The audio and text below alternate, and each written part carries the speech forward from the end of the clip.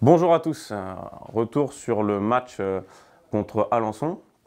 Alors aujourd'hui nous allons faire un petit zoom particulier sur ce match puisque l'avant-garde caennaise a montré deux visages. Nous pouvons constater que sur ces chiffres, nous n'étions pas prêts sur la première mi-temps dans les duels, dans l'agressivité, dans la lecture de ces duels, dans le positionnement et dans tout ce qui s'ensuit puisque par la suite on va s'apercevoir que nous ne sommes pas non plus présents sur les seconds ballons, surtout sur cette première mi-temps, où justement nous n'effectuons que 5 seconds ballons gagnés, 6 fautes subies et 7 fautes commises. Tandis qu'en deuxième mi-temps, nous gagnons plus du double de seconds ballons. Nous sommes à 12 seconds ballons pour 10 fautes subies et 7 fautes commises. Nous sommes vraiment revenus avec d'autres intentions des vestiaires et c'est ce qui nous a permis d'être performants par la suite. Nous allons voir comment dans les vidéos qui vont suivre. Nous allons nous intéresser aux situations qui nous ont posé problème lors de cette rencontre sur les duels. Jeu long aérien du gardien adverse. Nous pouvons constater que nous sommes en retard au marquage avec Alex Dias qui hésite à venir et qui finalement vient jouer son duel. Joël Lembo est en prise en charge sur Amaury Tessier. Nous sommes à distance d'interception avec Nicolas Suzanne. Pas de potentiel danger sur le second ballon. Mais Alençon réussit à gagner ce premier ballon et Amaury Tessier s'extirpe du marquage de Joël Lembo. Joël Lembo étant trop loin de son adversaire maintenant, cela ne lui permet pas d'orienter l'adversaire côté. Amaury Tessier en profite pour rentrer à l'intérieur. Nous pouvons constater que Jules Huet effectue une première prise d'information intéressante.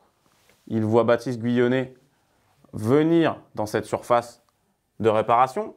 Mais au moment de sa deuxième prise d'information, il regarde le ballon. Et c'est sur ce même temps que Baptiste Guyonnet plonge dans le dos et vient terminer l'action pour Alençon. Deuxième séquence, jeu long de l'adversaire. Nicolas Suzanne est à la réception. Il gagne son premier duel, mais nous pouvons constater que nous avons Nicolas Camillo qui se situe un petit peu trop haut, voire même beaucoup trop haut. Il aurait dû se situer au niveau d'El Imri pour pouvoir être là sur un second ballon potentiel. Nicolas avait certainement anticipé un ballon gagné pour pouvoir jouer une transition favorable pour nous, mais la tendance s'inverse sur cette action. L'adversaire en profite. El Imri lance Bisson.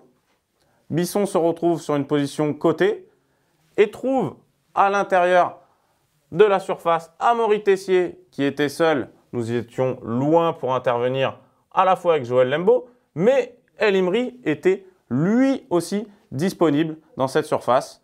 Donc pas de prise en charge de notre part. Nous allons nous intéresser maintenant à la troisième séquence sur cette première période. Jeu long adverse de nouveau. Cette fois-ci, on constate que Alex Dias se situe proche de son vis-à-vis, donc au marquage. Joël Lembo est en prise en charge.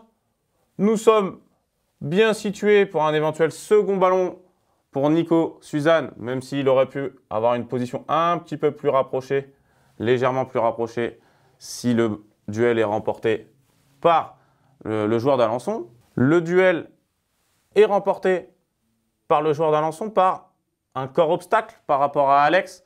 Il réussit à laisser filer ce ballon. Second ballon, de nouveau pour Amaury Tessier, qui se retrouve dans une situation similaire à tout à l'heure. Joël ayant serré un petit peu plus son adversaire, mais pas encore assez cadrer son adversaire direct pour pouvoir l'orienter côté. Ce qui fait que Amaury Tessier rentre toujours intérieur et l'on trouve une passe ici. Sauf que cette fois-ci, c'est Alex Dias qui vient bien effectuer son retour et fermer la passe dans l'intervalle d'Alençon. C'est super bien joué puisque ça évite le danger et on éloigne ce danger.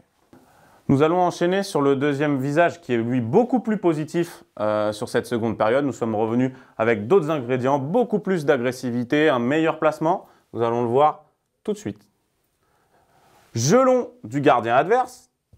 Nous sommes proches ici avec Alex au premier ballon. On est également proche avec Maxime Moranel. On vient bien fermer avec Léo Hamel. On est en place avec Nicolas Suzanne. Et l'attaquant potentiel entre les lignes peut être pris en charge par Jules Huet. Nous sommes sur le second ballon avec Nicolas Suzanne. Également avec Mamadou Kaloga, dos au jeu, nous obtenons une faute qui nous permet de gagner du terrain.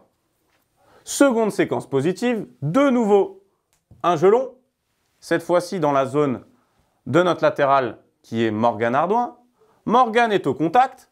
Nous sommes également bien positionnés puisque Léo peut jouer ce deuxième ballon.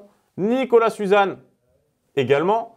On est proche avec Jules Huet et on peut venir fermer ici avec Max Rouanel. C'est un duel remporté. Un second ballon également par Nicolas Suzanne. Morgan Ardouin vient lancer Nicolas Camillo. Derrière, nous n'obtenons pas la touche, mais c'était quand même une situation intéressante puisque c'était des duels qui étaient remportés par l'adversaire en première période. Ça ne l'est plus maintenant. Troisième séquence.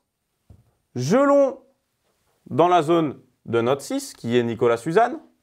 Premier ballon gagné par Nicolas Suzanne. Second ballon. El Hamdaoui ayant bien anticipé la tête et la trajectoire de la tête passe devant Dimitri Milon. Mais contrairement à la seconde période où nous étions peu agressifs, nous défendons en avançant. On peut le voir à l'attitude d'Alex Diaz ici, mais également à l'attitude de Léo Hamel qui vient ici tamponner son adversaire direct en avançant directement, en passant sa jambe de frappe devant son adversaire direct pour Alex Diaz. Nous réussissons par la suite à sécuriser la possession par un jeu à 3 côtés et ressortons le ballon avec Joël Lembo par la suite.